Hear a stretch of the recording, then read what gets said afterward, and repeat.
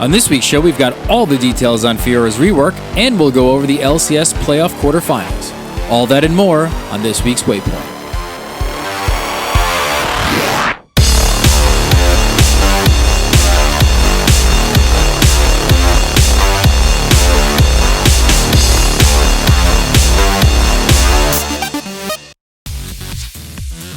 What's up, guys, and welcome to Waypoint, your weekly League of Legends recap. I'm your host, Andrusco. Fiora is one of those funny champions who never really found a place in the metagame. She's always been in a weird spot between AD carry and melee assassin, with other champions outshining her in both roles. Well, Riot has given her a major rework on the PvE, so let's dive right in. I bet you weren't expecting my voice.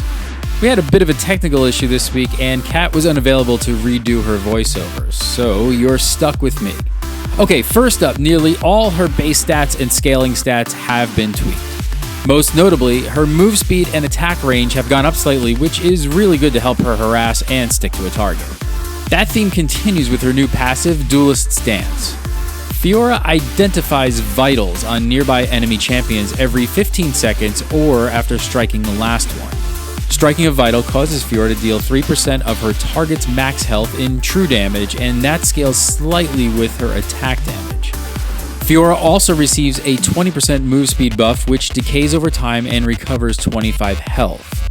Each rank in her ultimate gives her an additional 10% move speed buff from her passive, and each level gives her another 5 health restore. So, for example, at level 18, each time she hits a vital, she'll restore 110 health. Overall, a very powerful passive, assuming she can stick to a target without being immediately blown up. Fiora's Q is mostly the same, it's still an attacking dash. The difference is that instead of being able to use it a second time for free, the cooldown is reduced by 60% if it hits an enemy. It also now prioritizes enemies that are marked by vitals or targets in kill range. Her Q, on the other hand, has been completely reworked into a much stronger ability.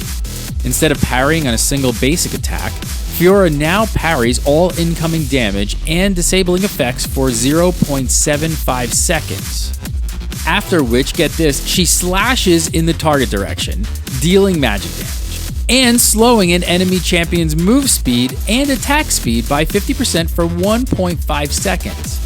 Oh yeah, and it actually gets better. If you happen to parry an immobilizing disable, she stuns the target instead. Her new E is also super scary on paper. Fiora gains 50% attack speed for her next 2 attacks. The first attack can't crit, but applies a 1-second slow. And then the second effect is guaranteed to crit for 140 to 200% bonus damage, scaling up with each rank. That is a lot of free damage on a champion who doesn't even have to build crit to take advantage of it. Finally, instead of an AoE ultimate that didn't really match the rest of her kit, her new ulti focuses on a single target.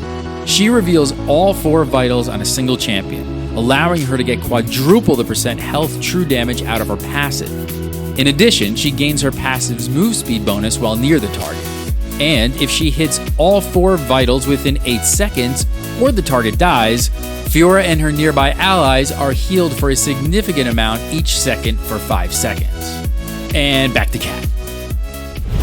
Okay, so she is basically a completely new champion with this rework. Every single ability seems good, and she has a real utility now. If her damage is up to par and she can build tanky enough to not get blown up, I'm all aboard the Fiora train. Next, I want to talk about the LCS playoffs, but first, I want to thank this week's sponsor, World of Tanks. Massively multiplayer team-on-team action, like League, but packed with exciting gameplay that's dedicated to armored warfare.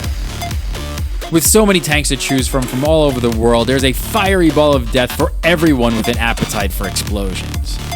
Best of all, World of Tanks is absolutely free to play. There's no barrier to entry and no real reason not to check out World of Tanks. It's insanely popular, there's always people to play with, and honestly, it's just a ton of fun.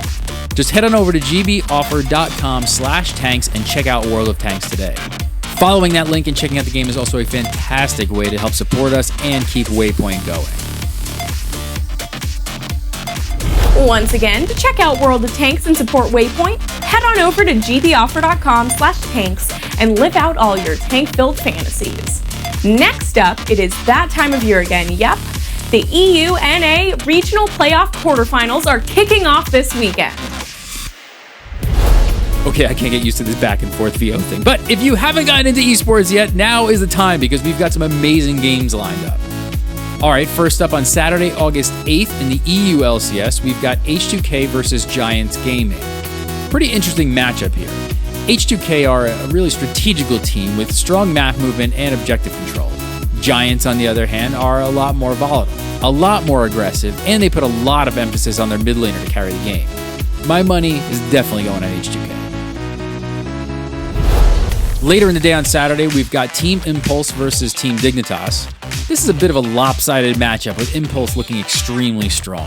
I expect this to be a relatively easy 3-0 for Impulse, but if Dignitas wants to do well, they're going to need Gamsu to either have a monster performance in top lane or they better have some real cheese prepared.